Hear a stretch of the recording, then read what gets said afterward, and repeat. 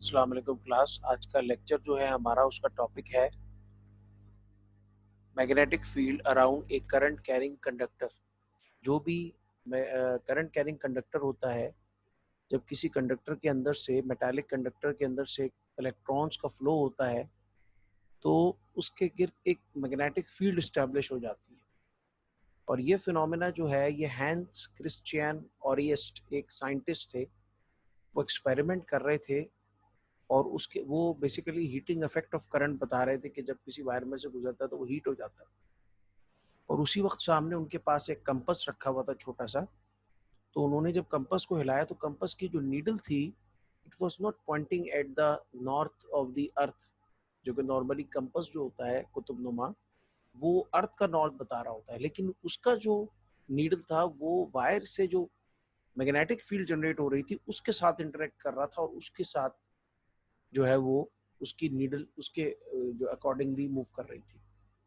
ये चीज़ उन्होंने पहली दफ़ा ऑब्जर्व की, और फिर उसके बाद उन्होंने ये जो आपकी इस चीज़ को ऑब्जर्व करने के बाद उन्होंने ये जो है ये डिवाइस किया, ये एक उसूल बनाया कि जब भी किसी ये एक चीज़ डिस्कवर की उन्होंने कि जब भी किसी कंडक्टर के अंदर से हम करंट पास करते हैं तो उसके गिर्द मैग्नेटिक फील्ड प्रोड्यूस होती है in the form of circles, concentric circles. Concentric circles वो होते हैं कि जब बहुत सारे सर्कल्स हों लेकिन उनका जो एक्सिस हो, पॉइंट हो, वो एक जगह पर हो। जैसे कि आप पिक्चर में भी यहाँ देख रहे हैं पीछे, ये वो एक्सपेरिमेंट दिखाने की कोशिश की है कि एक वायर है, एक रियोस्टेट लगा हुआ है, वेरिएबल रेजिस्टर, आपको बताया मैंने, पढ़ाया था प्रीवियस लेक्चर्स में, और एक बैटरी है। जब करंट पास हो रहा है तो उसकी वजह से एक मैग्नेटिक फील्ड प्रोड्यूस हो रही है और नीडल उसके अकॉर्डिंगली मूव कर रही है। यही वो वजह थी और तजर्बा था, एक्सपेरिमेंट था, जिसकी वजह से डिस्कवर किया हमने कि there is something such as a ये इलेक्ट्रोमैग्नेटिज्म, कि जब भी हम किसी वायर के अंदर से करंट पास करते हैं तो उसके गिर्द एक मैग्नेटिक फील्ड प्रोड्यूस हो जाती है। आइए आज के लेक्चर को शुरू करते हैं और इस टॉपिक को बेहतर तरीके से समझने की कोशिश करते हैं। स्कीम ऑफ लेक्चर आपके आगे दी हुई है। Magnetic field around a current carrying conductor हम पढ़ेंगे, उसके बाद एक क्लिप है, एक कंप्यूटर बेस्ड ट्रेनिंग, एक सीबीटी है, वो हम देखेंगे। उसके बाद में आपको फैक्टर्स जो है वो बताऊंगा जिनके ऊपर एक कॉइल, एक करंट कंडक्टर के अंदर से जो मैग्नेटिक करंट जब उसमें से पास होता है तो उसके गिर्द जो मैग्नेटिक फील्ड बनती है वो किन चीज़ों के ऊपर डिपेंड करती है और किन फैक्टर्स के ऊपर डिपेंड करती है, उसकी स्ट्रेंथ जो है। फिर हम आखिर में लेफ्ट हैंड रूल करेंगे जिससे हम ये बता सकते हैं कि जी जो फील्ड बन रही है उसकी डायरेक्शन क्या है। और फिर एट द एंड मैं आपको आज का लेक्चर समराइज करके उसकी समरी दूंगा। तो आइए बिस्मिल्लाह रहमान रहीम, आज के लेक्चर की बिगिनिंग करते हैं। हाँ जी, magnetic field around a current carrying conductor, whenever current travels through a conductor a magnetic field is generated। ये एक फैक्ट है। और ये कैसे प्रूफ, इसको डिस्कवर किसने किया? इसको डिस्कवर किया हैंस क्रिस्टियन ऑरियस्ट ने, जब वो एक्सपेरिमेंट कर रहे थे और उन्होंने बैटरी के साथ एक कंडक्टर को लगाया हुआ था और वो स्टूडेंट्स को पढ़ा रहे थे जी कि जो है लेबॉर्ट्री में ये पढ़ा रहे थे कि जी हीटिंग इफेक्ट ऑफ करंट होता है, यानी अगर किसी वायर में से करंट पास हो तो वो हीट अप हो जाता है। और यहाँ पे उन्होंने उसका एक मैग्नेटिक इफेक्ट ढूंढ लिया। और फिर ये फैक्ट आ गया है जो सबसे पहले आप पॉइंट पढ़ रहे हैं बुलेट, कि जब भी करंट किसी वायर के अंदर से ट्रेवल करता है तो उसके गिर्द एक मैग्नेटिक फील्ड प्रोड्यूस हो जाती है। If a compass is placed in the vicinity of the current carrying conductor, अगर कंपास जो है वो करीब में रखा जाए उसके, the compass needle will align itself at right angles to the conductor, thus indicating the presence of a magnetic force। वो राइट एंगल में अगर कंपास रखा जाए आपके वायर के साथ, तो जो कंपास उसके साथ रखा जाता है उसकी नीडल राइट एंगल हमेशा बनाएगी आपके कंडक्टर के साथ, जो ये बता रहा होता है कि एक मैग्नेटिक फील्ड की प्रेजेंस मौजूद है। If the conductor is a wire, अगर कंडक्टर कोई वायर है, however the magnetic field always takes the form of concentric circles arrange at right angles to the wire. अगर कंडक्टर जो है वो कोई वायर है तो मैग्नेटिक फील्ड जो है वो सर्कल्स की फॉर्म में उसके बनेगी, कंसेंट्रिक सर्कल्स। मैंने बताया कि एक ऐसे सर्कल्स जो जिनका एक्सिस एक, जिनका जो पॉइंट है, सेंटर पॉइंट जहाँ से वो जिनका मेजर सेंटर पॉइंट है वो एक हो उनका, सही है। तो वो जो सेंटर पॉइंट है जहाँ से उनको बनाया जा रहा है वो सेम हो, इस तरह के कंसेंट्रिक सर्कल्स की फॉर्म में वो होती है। Arrange at right angle to the wire, वो right angle to the wire arrange होती है। The magnetic field is strongest in the area closest to the wire. Magnetic field जो है वो वायर के करीब स्ट्रॉन्गेस्ट होती है, और जैसे जैसे आप दूर जाएं तो फील्ड वीक होती जाती है। And its direction depends upon the direction of the current that produces the field. इसकी जो डायरेक्शन होती है ये करंट पे डिपेंडेंट होती है। अगर आप डायरेक्शन चेंज कर देंगे तो इस फील्ड की डायरेक्शन भी चेंज हो जाएगी, अगर आप करंट की डायरेक्शन चेंज करेंगे तो, सही। आइए छोटी सी एक सीबीटी देखते हैं और उससे भी इस टॉपिक को समझने की कोशिश करते हैं।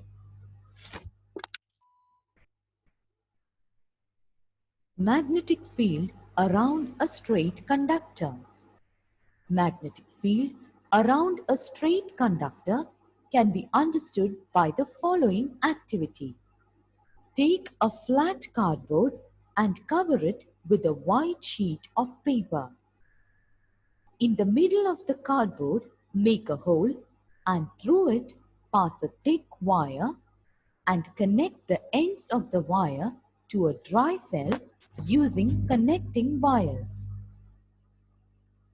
ये एक एक्सपेरिमेंट के जरिए आपको समझाने की कोशिश की जा रही है। तो आपने क्या करना है इस एक्सपेरिमेंट के लिए कि आपने एक कार्डबोर्ड ले लिया, उसके ऊपर एक वाइट आपने पेपर पेस्ट कर दिया, उसमें आपने एक जो है वो होल किया, उसमें से आपने अपना कंडक्टर पास किया और कंडक्टर के साथ आपने सप्लाई कनेक्ट कर दी, सही। और जब सप्लाई इसमें से पास होगी तो इसके गिर्द एक मैग्नेटिक फील्ड प्रोड्यूस होगी, जिसको आप आयरन फिलिंग डाल के भी चेक कर सकते हैं।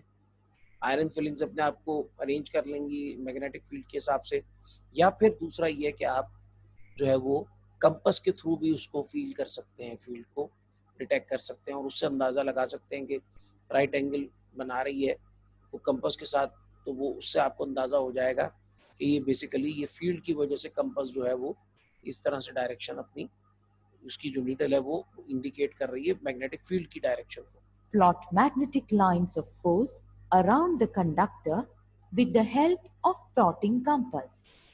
ये प्लॉटिंग कंपास आपने देखा होगा लैब के अंदर मौजूद होता है, और हम एक्सपेरिमेंट भी करवाते हैं फिजिक्स लैब में कि एक बार मैग्नेट देते हैं और प्लॉटिंग कंपास से कहते हैं उसकी मैग्नेटिक लाइंस ऑफ फोर्सेस बनाओ, सही है ना।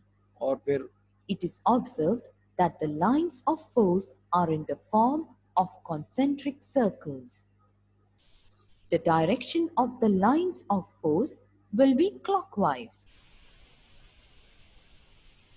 The experiment is repeated again, but now the current is passed in the opposite direction as shown in the figure. Then the lines of force will be in anti-clockwise direction. If the strength of the current is increased, then the number of lines of force around the conductor increases. This in turn increases the magnetic strength of the conductor.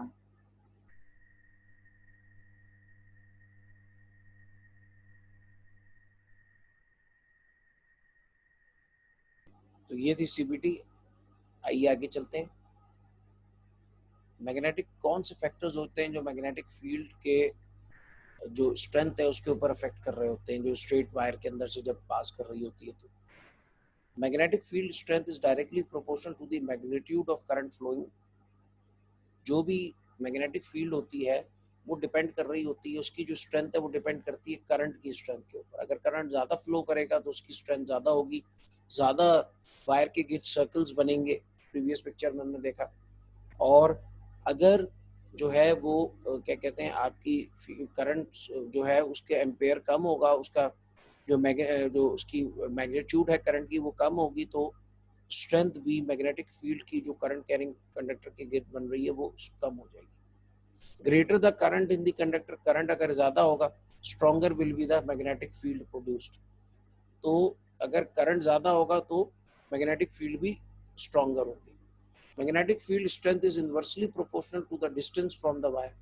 Magnetic field strength जो होती है वो inversely proportional होती है to the distance from the wire, यानी आप जितना दूर जाएंगे उतनी ही ज्यादा मैग्नेटिक फील्ड की स्ट्रेंथ कम हो जाएगी।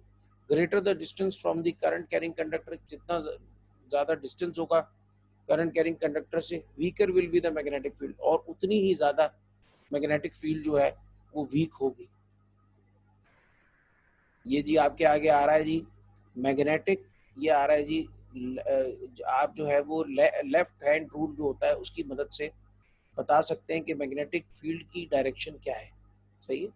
The direction of the magnetic field may be found by using the left hand rule for current carrying conductors. जो डायरेक्शन होती है करंट की वो आप फाइंड आउट कर सकते हैं by using the left hand rule. किस तरह से कर सकते हैं जी? फॉर कंडक्टर्स कैसे करते हैं? Grasp the conductor in your left hand, left hand के अंदर अपने कंडक्टर को आप जो है वो पकड़ लें।